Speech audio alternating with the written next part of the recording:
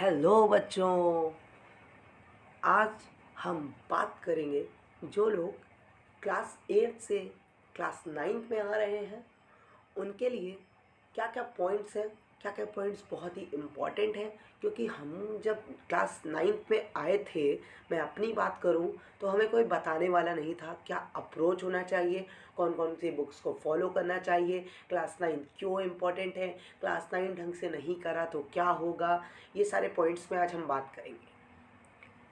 पहला है कि why class 9 is important. Class 9 लोग भी कहते हैं इतना इम्पॉर्टेंट है क्यों। क्लास 9 इसलिए इम्पॉर्टेंट है क्योंकि एक नींव है ये। क्लास 10th में आप बोर्ड्स दोगे, ये आपका एक स्टेप 1 है, क्योंकि क्लास 10th में आपको हर चीज़ इसी तरीके से फेस करनी होगी। आप टाइम मैनेजमेंट सीखोगे क्लास 9 से ही, कैसे आपको टॉपिक कवर करने हैं, किस समय पे आपको रिवीजन करना है पर्टिकुलर टॉपिक का, और आंसर राइटिंग सीखोगे। और दूसरी चीज़, वार्म अप फॉर 10th। जो क्लास 10th के बोर्ड का पैटर्न होता है वो आपका टीचर आपको देगा क्लास 9th से ही। इससे आपका वार्म अप होगा एनुअल एग्ज़ाम में, फाइनल एग्ज़ाम में और हाफ ईयरली में। आपको वही पैटर्न मिलेगा जिससे आपकी प्रैक्टिस होती रहेगी बार बार। और मेरे लिए क्लास 9 इसलिए भी इम्पॉर्टेंट है क्योंकि बेसिक्स ऑफ क्लास 11th जो होती हैं वो सब हम पढ़ते हैं क्लास 9th में। क्लास 9th अगर ढंग से नहीं करा, जिसने भी क्लास 11th में साइंस ली, PCM, वो सोचता ही रहेगा, खोया ही रहेगा अपने अलग ही ढंग में, क्योंकि जो टीचर जो पढ़ाता है क्लास 11th में वो सोचता है कि ये बच्चा पढ़ के आया है क्लास 9, इसको बेसिक्स आते होंगे। अगर आपको बेसिक्स नहीं आते होंगे तो आप आगे का नहीं कर पाओगे। अब सेकेंड क्वेश्चन है, what are the subject and books जो प्रिफर्ड करनी चाहिए हमको क्लास 9th में। पहली बात करें हम लोग इंग्लिश की बुक की। इंग्लिश में हम लोग दो बुकें पढ़ते हैं जो CBSE द्वारा प्रेफर्ड करी गई हैं। फर्स्ट है beehive and second is supplementary book movements. Hindi में कुछ स्कूलों में अलग बुक चलती हैं, कुछ में अलग चलती हैं। NCR CBSE द्वारा 4 बुकें ही निर्धारित करी गई हैं। पहली है क्षितिज, दूसरी संचलन, तीसरी कृतिका, चौथी स्पर्श। और अब हम बात करते हैं मैथ की। मैथ में हम लोग को सिर्फ NCERT ही पढ़नी है। NCERT is a best book. NCERT में ही पूरा सिलेबस इतनी अच्छी तरीके से डिज़ाइन करा गया है कि आप उसको ही पढ़ो, वो बेस्ट बुक है। और साइंस की बात करें, साइंस में भी एक मोटी सी बुक चलती है NCERT। उसमें आपको फिजिक्स भी मिलेगी, केमिस्ट्री भी मिलेगी, बायो भी मिलेगी।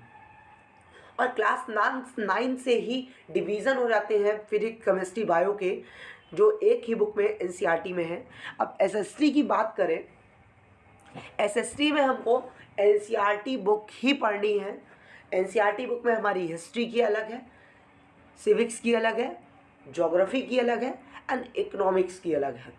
हमारी 4 चलती हैं। 8th तक हमारी सिर्फ 3 बुकें होती थी, फिजिक्स नहीं, हिस्ट्री, सिविक्स, ज्योग्राफी। 9th में इकोनॉमिक्स भी आ जाती है। अब आप पूछेंगे हमको किन किन चीज़ों की रेफरेंस बुक लेनी चाहिए। अगर मैं सजेस्ट करूं आप सभी को, तो मेरे हिसाब से आपको सिर्फ NCERT में ही फोकस करना चाहिए। NCERT को बेस्ट बेसे तरीके से पढ़ना चाहिए। NCERT की एक एक लाइन आनी चाहिए आपको। NCERT का कुछ भी नहीं छोड़ना है। NCERT की activity is a most important. आपको रेफरेंस लेनी ही है तो मैथ की लीजिए, RS अग्रवाल ले लीजिए, या ML अग्रवाल ले लीजिए, या मनजीत सिंह ले लीजिए। आपका जो मन करे वो बुक ले लीजिए। मैथ में आपको क्वेश्चंस होने चाहिए, ज़्यादा क्वेश्चंस। आप बुक नहीं ले रहे हो तो PDF उठा लो किसी भी वेबसाइट से, गूगल में डालिए extra questions of this chapter, आपके पास हर एक चैप्टर के क्वेश्चंस आ जाएंगे। और किसी बुक की ज़रूरत नहीं है। NCERT is the key of success for 9th। ये याद रखिएगा अपने जीवन में, क्योंकि कुछ बड़ा करना है तो एनसीईआरटी पढ़नी पड़ेगी, एनसीईआरटी पढ़नी पड़ेगी। अब बहुत सारे चैनल बताते होंगे, बहुत सारे यूट्यूब में चैनल हैं, आप देखते भी होंगे, study time table for 9th grade.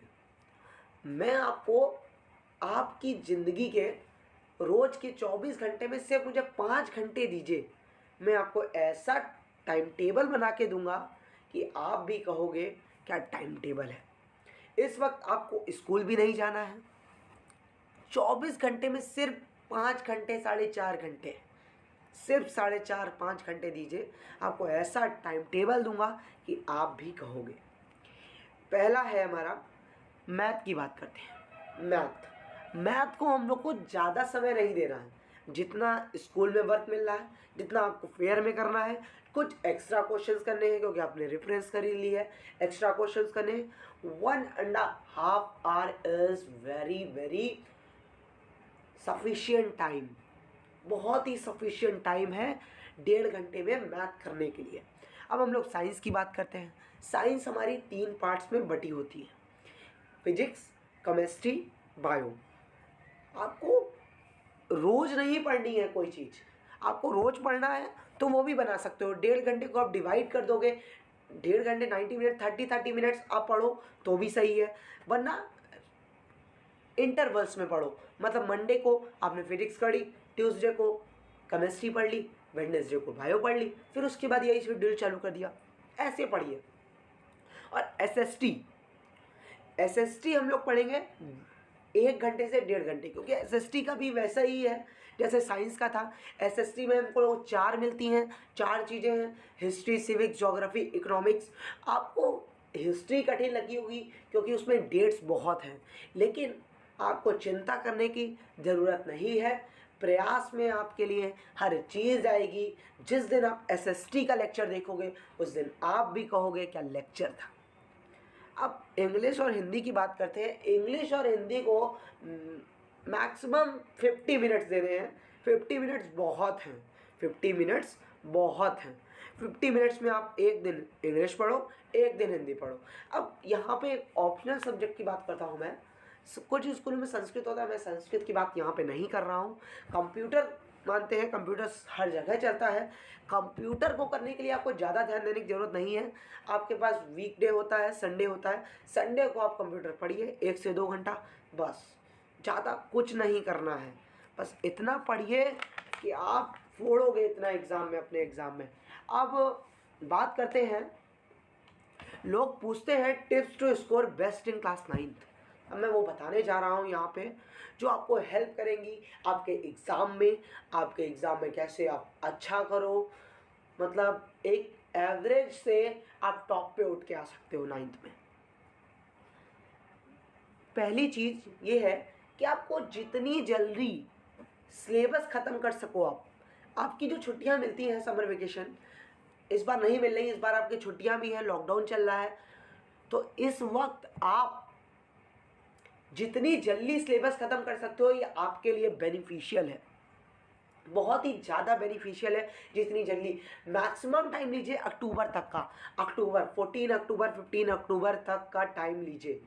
इससे ज़्यादा टाइम नहीं देना चाहिए, चाहे वो 9th का लड़का हो चाहे वो 10th का लड़का हो।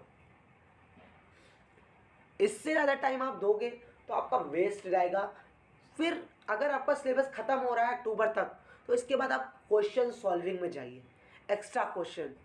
जैसे आप हर सब्जेक्ट की तो रेफरेंस खरीद नहीं रहे हो, तो यूट्यूब में जाइए, गूगल में जाइए, आपको हर चीज़ मिलेगी। आपको नहीं मिलता तो प्रयास पे आइए, प्रयास पर सर्च करिए। आगे वाले लेक्चर्स में एक एक चैप्टर ख़त्म करके हम उसके एक्स्ट्रा क्वेश्चंस भी करते रहेंगे, इंपॉर्टेंट क्वेश्चन भी करते रहेंगे, हर चीज़ करेंगे इस चैनल पर हम लोग।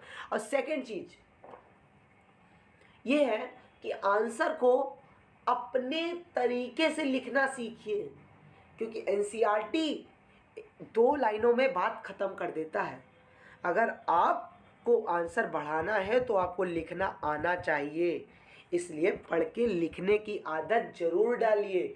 सिर्फ डिफिनीशंस को समझिए, बुक से लिखिए अपनी भाषा में, अपने विचार धारण करिए, अपने विचार को स्पष्ट करिए कि आप कैसे प्रेजेंट करोगे अपने आंसर को। बहुत ही इम्पॉर्टेंट होता है एसएसटी में, तो बहुत ही ज़्यादा इम्पॉर्टेंट होता है how you present your answers. How you present your answer, that is most important part in SST. अब हम बात करेंगे, कुछ ट्रुथ्स हैं, कुछ मिथ्स हैं जो बहुत ही ह्यूमर फैला हुआ है सोसाइटी में, कि 9th जो है बहुत ही कठिन है 10th से। तो ये जो है बात जो कही गई है ये बिल्कुल सही बात है। 9th इसलिए कठिन है, आपको स्टेप 1 तो हमेशा ही कठिन लगता है ना, स्टेप 1 हमेशा ही कठिन लगता है। आप 9th आपका स्टेप 1 है, 10th आपका स्टेप 2 है। 10th में आपको चीज़ें ईजी लगने लगेंगी, 10th में आप पकड़ना सीख जाओगे चीज़ों को, एनसीईआरटी पढ़ना सीख जाओगे। एनसीईआरटी नहीं पढ़ना सीखोगे, मैं बार बार एनसीईआरटी पढ़ने की बात कर रहा हूँ क्योंकि एनसीईआरटी ही आपका गुजारा कर सकेगी 10th में, ये जान लीजिएगा बच्चों। बहुत ही गौर से पढ़िए, बार बार पढ़िए, कुछ नया मिलेगा हर बार, वो आपके लिए हर बार काम आएगा। उसको लिख के देखिए, लिखने में आपका कॉन्फिडेंस भी बिल्ड होगा, आप एक अलग तरीके के आंसर को लिख सकोगे। जितनी बार लिखोगे कुछ गलतियां मिलेंगी, गलतियों से सीखोगे। और लोग पूछते हैं क्या क्लास 9 कठिन है, तो सच है क्लास 9 कठिन है, क्योंकि स्टेप 1 मैंने जैसे पिछले बार बोला, स्टेप 1 हमेशा ही कठिन होता है, स्टेप 1 कठिन होता है। इसलिए पढ़ाई करना चालू कर दीजिए। You do for yourself, no one do for you. आपके लिए कोई नहीं करेगा, आपको ही करना है। आपके लिए कोई नहीं करेगा इस दुनिया में, वो आपको ही करना है जो करना है। तो इसलिए शुरू हो जाइए, अभी से शुरू कर दीजिए, कल से शुरू करिए, पर कल करते करते आपका साल ना निकल जाए, ये देखिए रहेगा। थैंक यू बच्चों।